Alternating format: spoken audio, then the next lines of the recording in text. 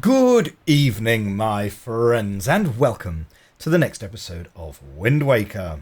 Last time out, well, we managed to heal all of the Deku Tree saplings, as well as attending an auction and doing a couple of other small side quests. This time, we're going to be looking for Triforce charts. We are 3 down, we've got 5 to go. We're going to start over on the west-hand side of this map, maybe take down a cannon boat first of all. Alrighty, let's fast travel over there. How many Triforce charts do you reckon we can get this episode? Well, these charts generally seem to be kind of a little bit tricky to get. So, you know, sometimes they're in dungeons, sometimes they're in, behind puzzles. What's the easiest one we've had so far? Probably the one with the birds. That's been the easiest one we've found so far. But yeah, there we go. The wind is currently heading south, so we're going to want north winds. Now I think first of all, let's go to Diamond Steppe Island, which is just this way, because it's... Now this isn't going to get us a Triforce chart straight away. Right, this isn't going to get us a Triforce chart straight away. What it is going to get us is there is treasure on Diamond Steppe Island, which allows us to get onto the ghost ship, which we know we're going to need to do for one of the Triforce charts. Then we'll go straight north. Needle Rock Island. Cannon boats can be killed with cannons, and we know there's a chart right there. So let's see how we get on with those. Yeah. And then probably, yeah, Islet of Steel right next door. So if we can do those 3, that would have been a very, very good episode, to be honest.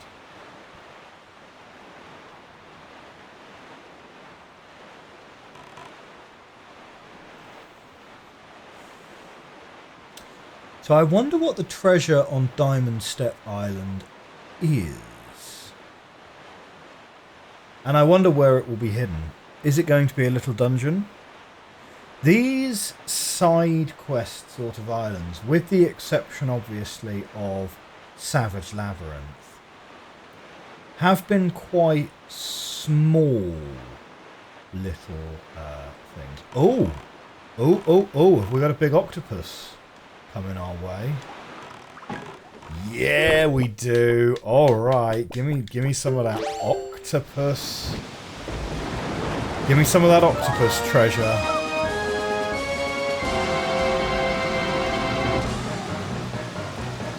You know, I think we already did the biggest one.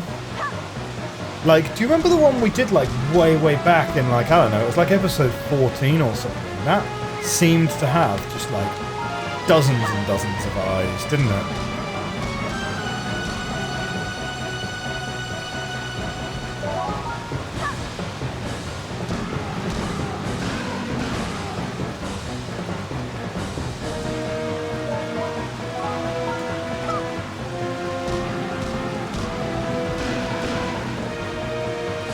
Tell you what though, we are getting closer pretty quickly.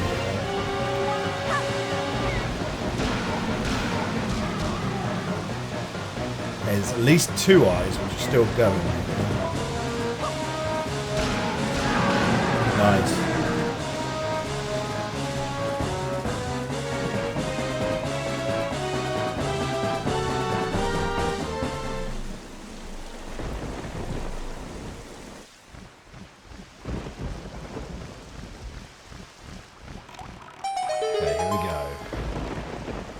Oh, it was the boomerang frozen in place. I see. So round about here.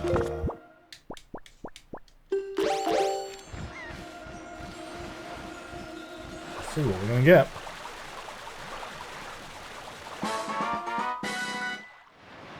I mean, these octopodes often giving you good stuff.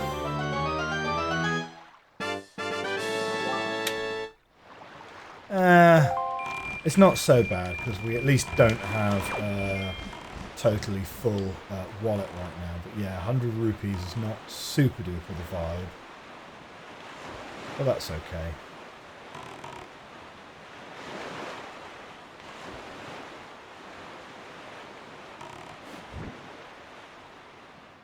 Now this is interesting.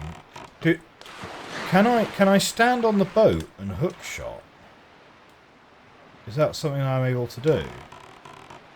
Hey, it kind of looks like a ship, doesn't it? I only just spotted that.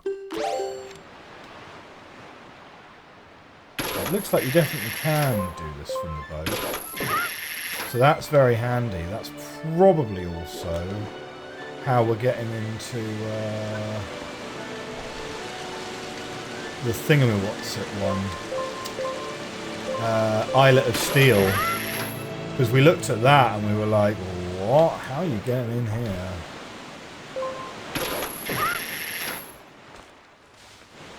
Well, this is a lovely little island, isn't it? Nice little waterfalls and everything. Aha, and we have a little dungeon.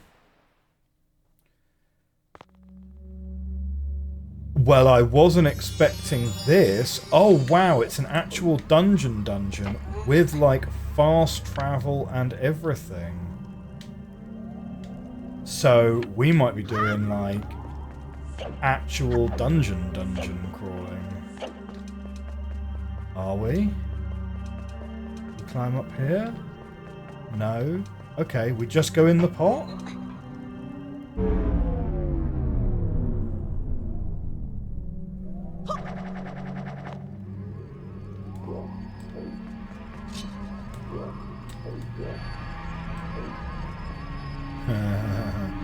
Okay. Bombs for the things. Whoops.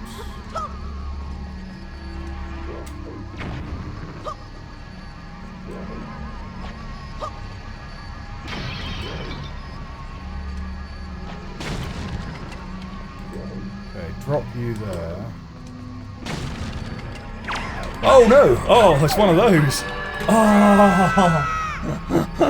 That proper made me jump, that did as well. I thought it was like a ghost.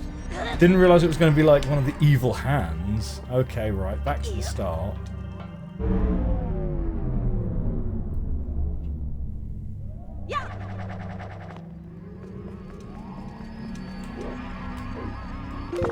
So, yeah, well, let's take this out.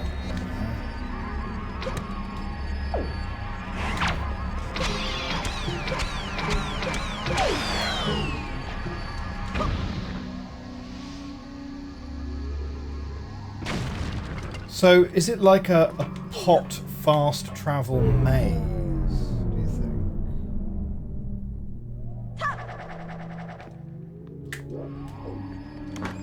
Okay, well, we've got a... Okay, fine, it's a joy pendant.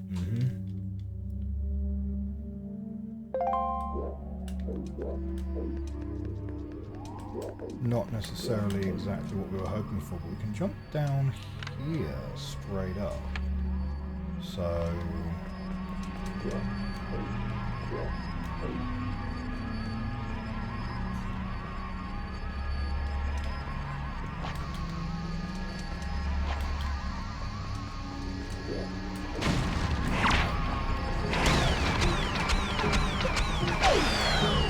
The pot strat seems pretty great, actually.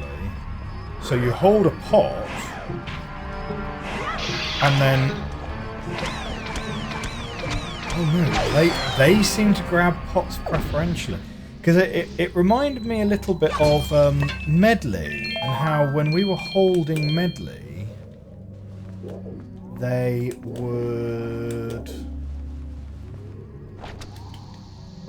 Yeah, when we were holding Medley, they would grab her, but not us.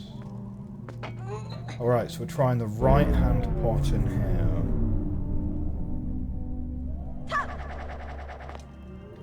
Nope, we're back at the start. Okay. It's a trial and error maze, it would seem. Okay, so what about this one then?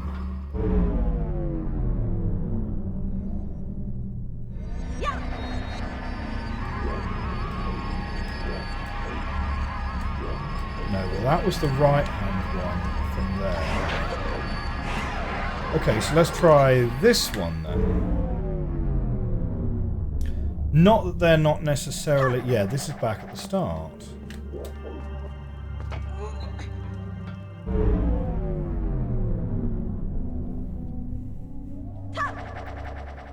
Shall we try the left-hand one over here?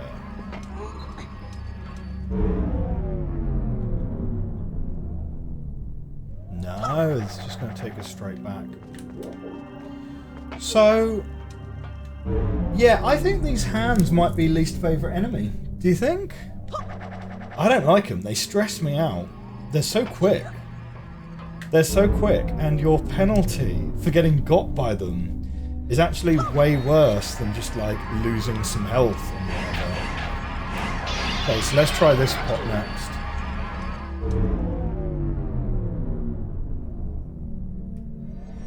Okay, this one's different then.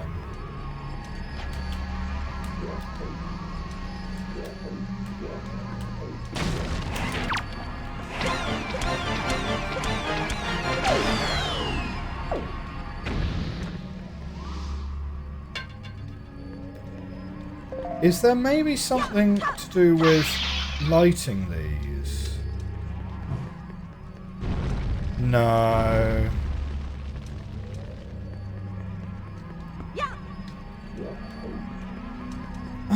Right, okay, so do we want the one next to us? That seems a little bit too obvious. I'm going to go for the diagonal one again.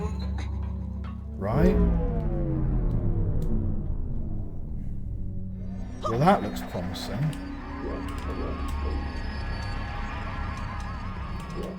I mean, this is sort of the helm now. Did we guess correctly? Diagonal was correct. You got the ghost ship chart.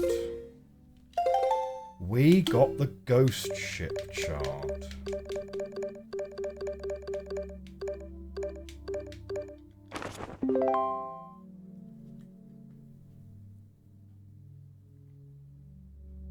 Okay, so these are the islands that the ghost ship appears in, and what phases of the moon it does that. Now, we already know that because we've been keeping very diligent notes on that.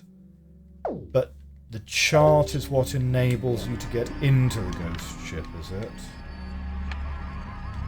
Do we walk down? Do we go down this way? Is that the start? Yeah, right. So this must be the end. This must be the end of that dungeon, then. Okay, cool. Little dungeon. Ghost ship chart acquired. Oh, I thought we'd get swept down to the sea so we could pick up our boat.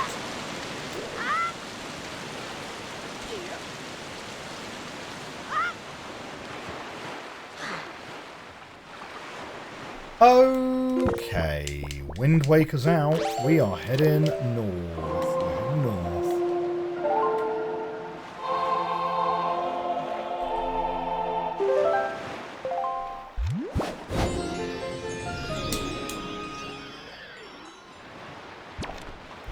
Incidentally, if you are enjoying this video, do remember to hit that like and subscribe. But for those of you who are invested to this to the point where we're hitting, like, I don't know, we're pretty close to episode 20, I guess. No, we're way past episode 20. Sorry, what am I talking about? We're pretty close to episode 30. So, yeah.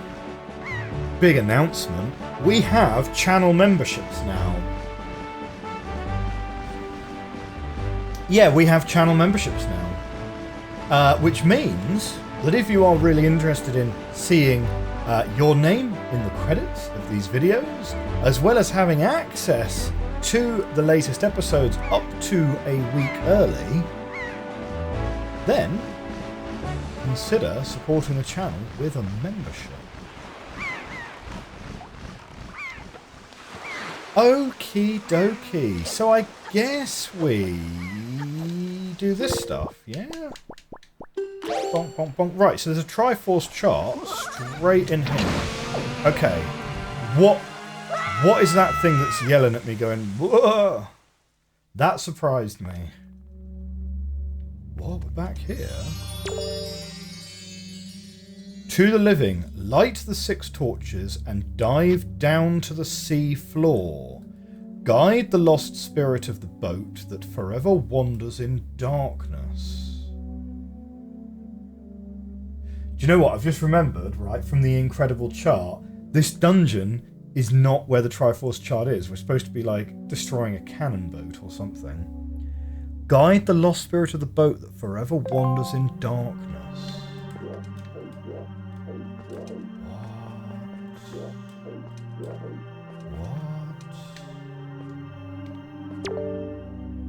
Light the 6 torches, dive down to the sea floor.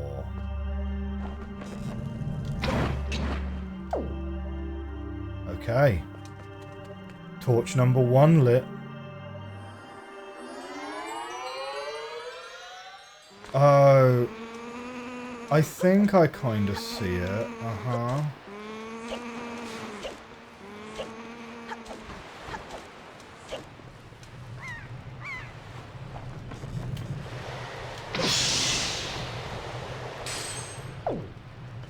Well, not the power to put out any fire, clearly.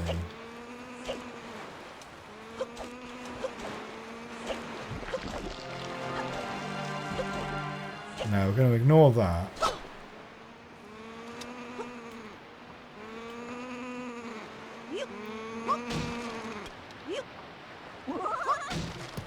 Whoa! Oh no! Oh, it startled me again! Oh my word. Oh, now I can't get out. Alright, okay. We're going down this way. We're going this way. Where is it? Where is it? I'm gonna take you on.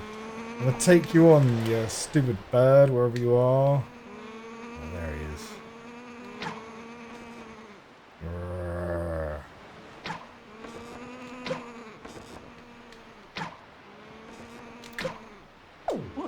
Ah! Oh, he's swooping! He's swooping!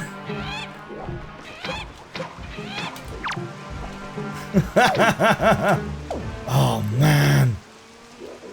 What is wrong with me today? Why am I being such a coward? Okay.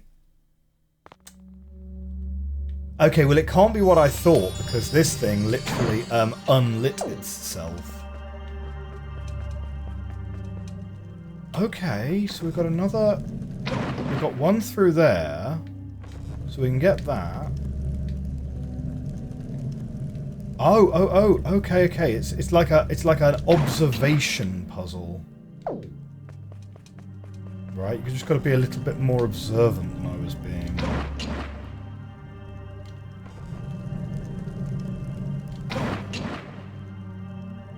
Come on.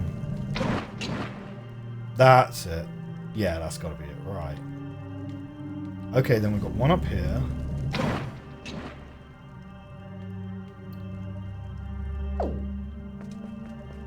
Okay, like that's a pretty good start.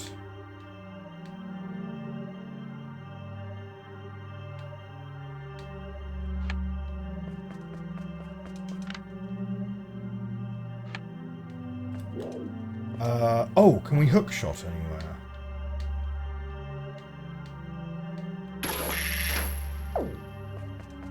No, nothing to hook shot.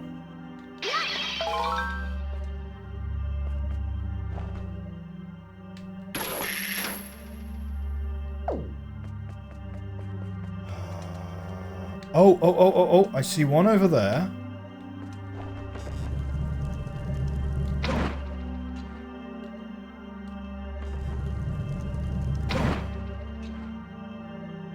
Oh, that was bang on to my eyes.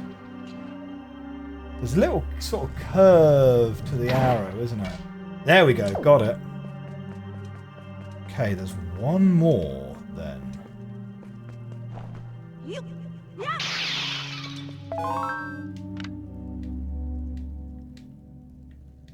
But where? But where? Ah, there it is. Interesting. I kind of like this puzzle. Yeah. You get paid for being just a little bit more observant than you usually need to be.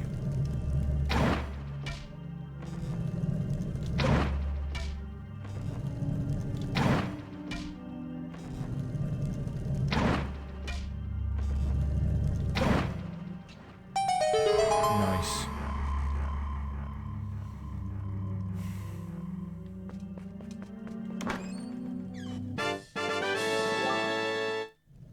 Really?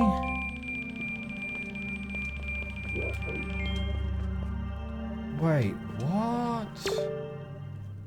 Light the 6 torches and dive down to the sea floor.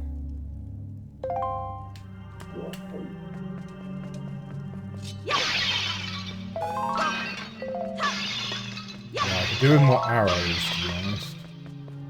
Well, I mean, I got 73 of them, so it's kind of okay. Dive down to the sea floor. What do you reckon? Put my boots on? Put my iron boots on? No, you can't. Nah, it forces you to take your iron boots off. Cannot be done.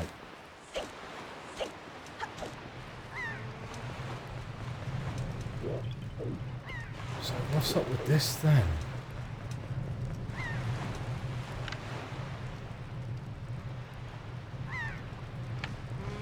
Huh.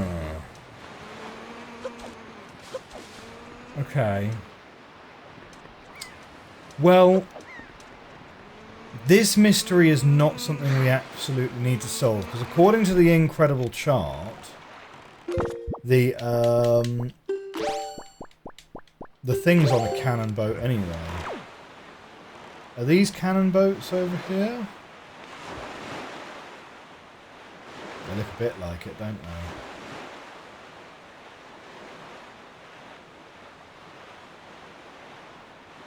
Okay, we're going to beat these guys with overwhelming firepower. You ready?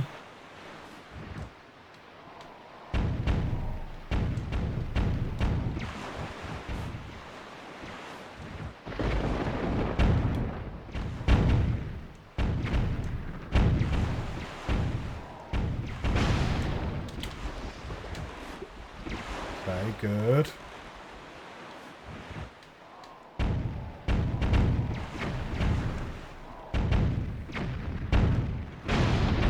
Go, 3 hits on you.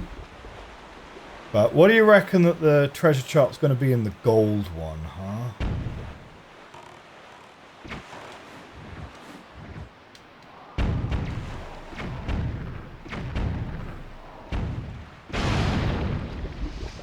Nice.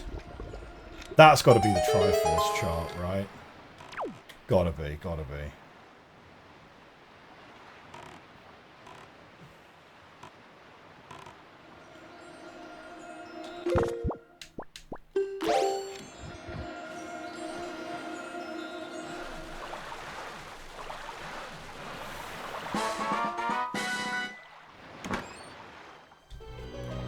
I'm going to tick off cannon boats can be killed with cannons, which was our clue. Yeah, nice. So actually, that was a lot simpler than I kind of made it to be, because we didn't actually need to go on to Needle Rock Island at all, to be fair. So let's head over to the Islet of Steel, which is just to the east of here. And we'll see where we are there. So, doop, this way. So Islet of Steel is literally just that island directly in front of us.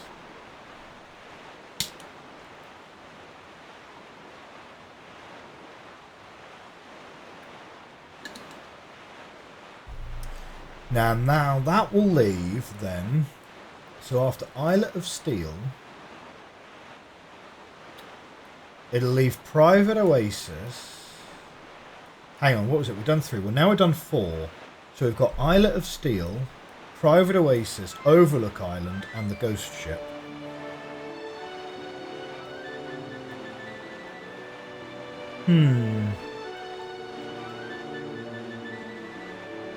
Well, let's see how easy Islet of Steel is, and then maybe we go up to Overlook Island. We might need to go via Beetle, because I have a vague recollection that Overlook Island might be another... Get the seagulls to help Overlook Island.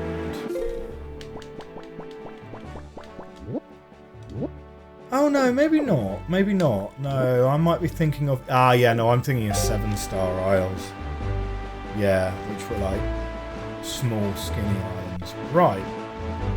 Islet of Steel. How are we getting in here? But also, should we just take these guys down first to make our lives easier?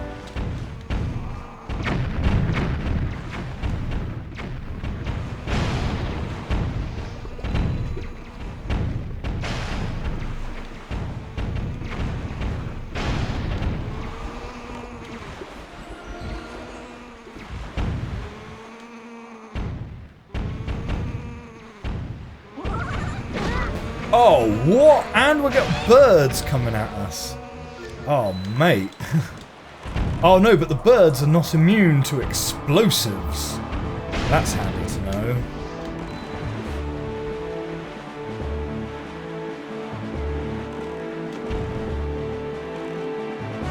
I have a feeling that one of our treasure charts is right here as well.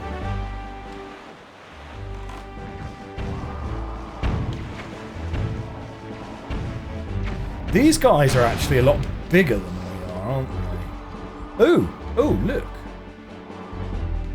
Well, maybe. I don't know.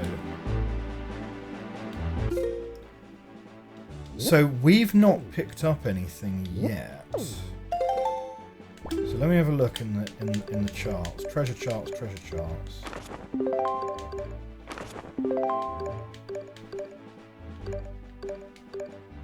I haven't even opened up treasure chart 5 yet. So wait, where actually are we? Right, Islet of Steel is literally just a circle. No, that's Bomb Island.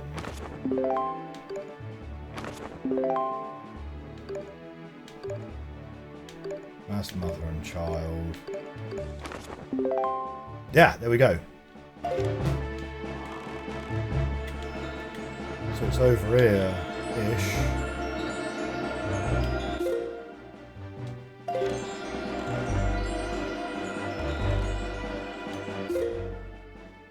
Yeah, this will be close enough, probably.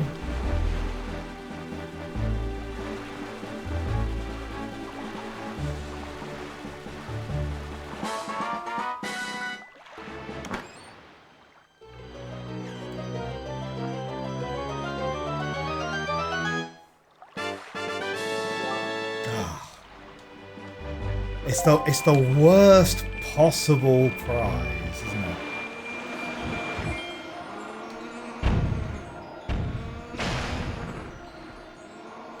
Okay, so there's a door that we can just go in. Well, we didn't see that last time we were here. So here we go. We're just going to go straight in. Okay, it might be a little dungeon. Or maybe not, actually. Maybe we're just going to play the Wind Waker and we get it.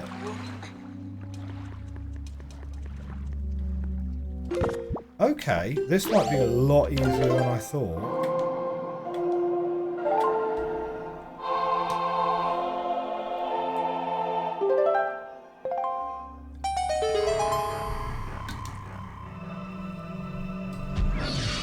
Here's the thing, let me know in the comments section, right, because I'm sort of working on the assumption that we get these Triforce charts, we can then go and fight the final boss. I don't know, maybe not, because maybe the Triforce charts are going to lead us to some Triforce shards.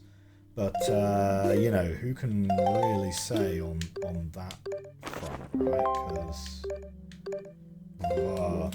So yeah, but that's sort of the basis that I'm working on. So I feel like we must be pretty close to the end of the game now. So let me know in the comments, right? Or maybe I'll put it up as a community poll or something.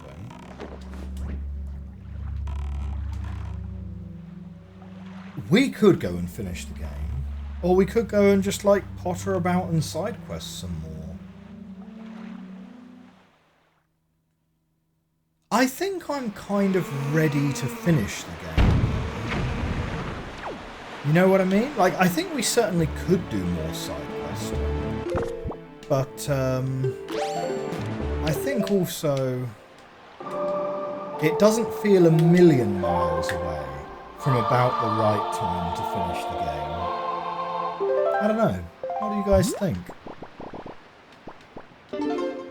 We are going to go up to Dragon Roost Island and head northeast to get ourselves onto Overlook Island. Now, Dragon Roost should have a Beetle shop. So we're going to pop in there. We're going to buy some more pears. And hopefully that's all we'll need, if we even need that. Now you got to really catch up, Beetle, right? Because Beetle is like he's proper booking it.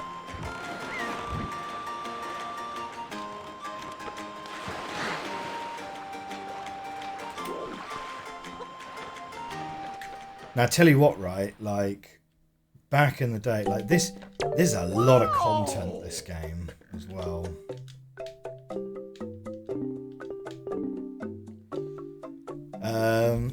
You know, back in the day,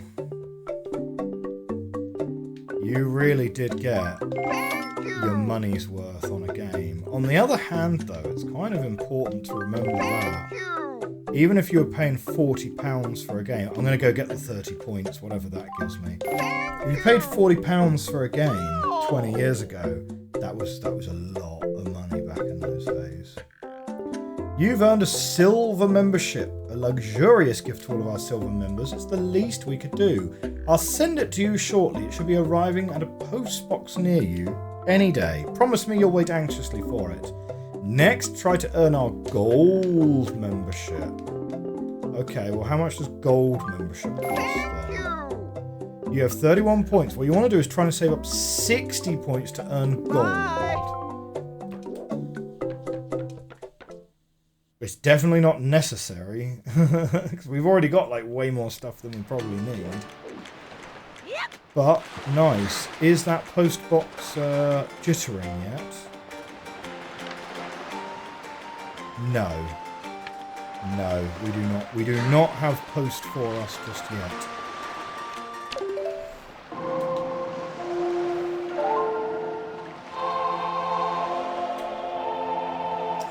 Yeah, so I remember the first game that I ever bought with my own money. And I remember the exact year it was, and I remember the exact amount of money it was. Because it was a real kind of core memory unlocked for me, right? So it was...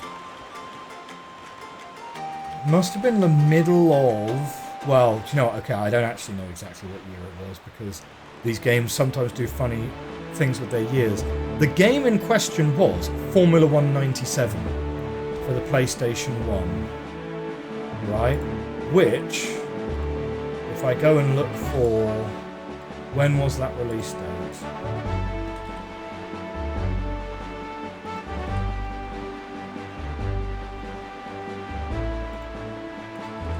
Interesting. My keyboard has decided it's going to give up on me right now.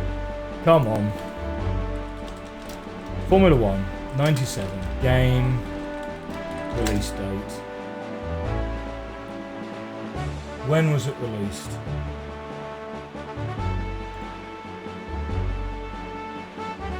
Okay, it was September 97. Yeah. Couldn't be 100% sure, because sometimes, like, well, certainly more modernly, I suppose, Formula 1, like, 2024 has already been out for, like, quite a while. But yeah, okay, so, Formula 1 97, September 97. First game I ever bought, I bought it from an Argos. Right? Actually, it might not have been an Argos, don't quote me on that. I'm trying to remember live. But I remember exactly how much it was. It was £40, right? And I remember that because it was the first time I ever paid for something in a shop. And by that I mean like it was the first time that my father put cash into my hand and instructed me to hand the money over to the person running the till. And, yeah, you know, it was kind of like by means of an education, you know. It's sort of like, here's how you buy something in a shop. And hand the chap your money. And, yeah. Good times. I played that game a lot. A lot. Okay, what are we doing and how are we getting in here? Formula 197, like, it had some absolutely busted rules in it, right? Because the lap times, it wasn't very good at detecting when you were cutting corners, right? Now, games like Colin McRae Rally, the standard way they dealt with things like that... Oh, we're going to hookshot up there, innit? With Colin McRae Rally, the standard way they dealt with stuff like that is you literally have, like, fences and stuff all the way around the, you know, all the way around the track to make it basically so that it's not beneficial to cut corners at all. F197 decided that it was actually going to go for realistic track layouts, which was really cool. And a lot of those tracks are so iconic, right? Original recipe Hockenheim. We don't race around Hockenheim anymore. Not the original recipe. Well, actually, we don't race around Hockenheim anymore. Like, Hockenheim's not been on the calendar. Even after the... I believe it was Herman Tilke did the re-release of it. So we got a hole there, but we also have one up here. But yeah, original recipe Hockenheim was so good. And it was a really long track as well. It was about the same length as Spa. But it was very much like Monza. It was very high speed. Very high speed. Long straights with chicanes. Long straight chicane. And then a technical section out the back end. And yeah, I really like that track. And I think it's a bit of a shame that that track was deemed too dangerous. It was a long track as well, so it was only like a 45-lap race or something. I think it's a real shame that that track was deemed too dangerous to race with modern Formula 1 cars. And unfortunately, even though I have a bit of a soft spot for the redesign is also not raced on anymore. But yeah, it wasn't very good at detecting when you were cutting corners. So those chicanes in Hockenheim, you could quite straightforwardly just cut the corners. And as long as you didn't have your foot on the accelerator, oh man, they're properly boxing me in.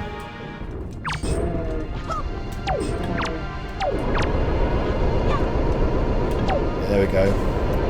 Yeah, as long as you didn't have your foot on the accelerator, you could go across the grass basically without penalty. If you had your foot on the accelerator, the car would just like start spinning uncontrollably. Like, bear in mind, this was like a racer from 1997, right? So realism was not really the vibe. But yeah, but the big one was Brazil, right? Because the second sector in Brazil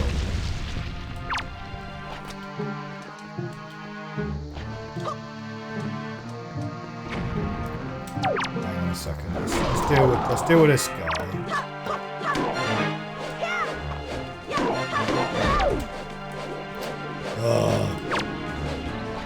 You spin me right round, baby, right round. Okay, so, oh wow, he actually like hit the bomb and then then he had a real bad day after that. If I just lay that next to you, will it just immediately trigger you again? Nice.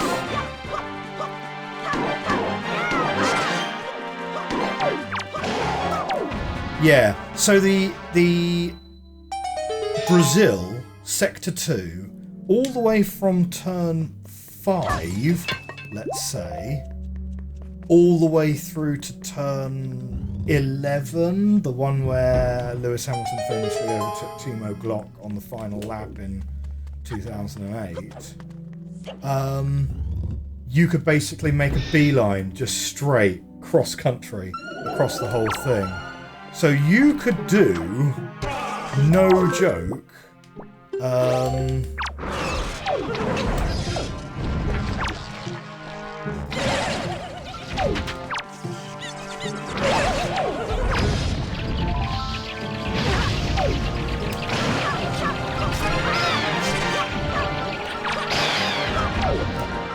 oh man.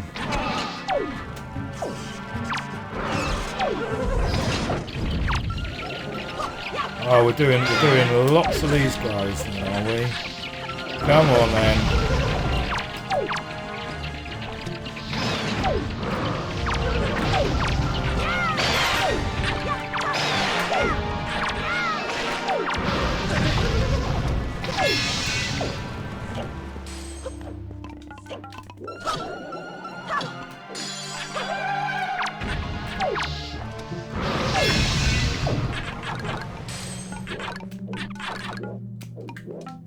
You can't Z target them whilst they're frozen, which is inconvenient. Oh, do I need to get rid of all these guys?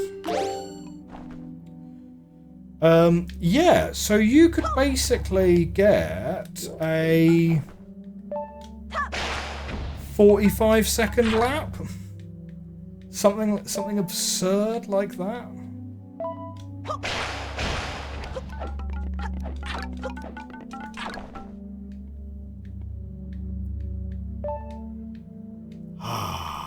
What was I saying earlier about my most hated enemy? Nah, to be fair, it's still those guys.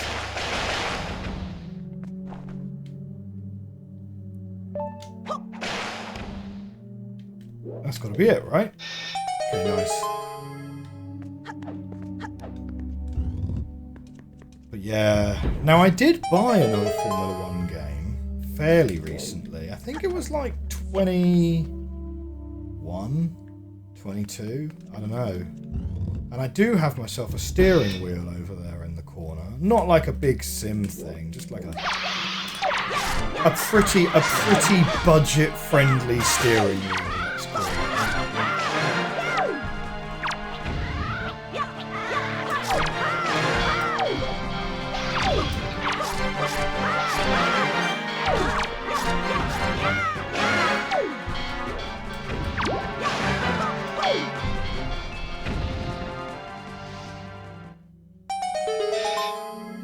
I think one of the difficulties of things like Formula 1 games is that Formula 1 as a sport is very kind of not zero sum. That's not the word I'm thinking.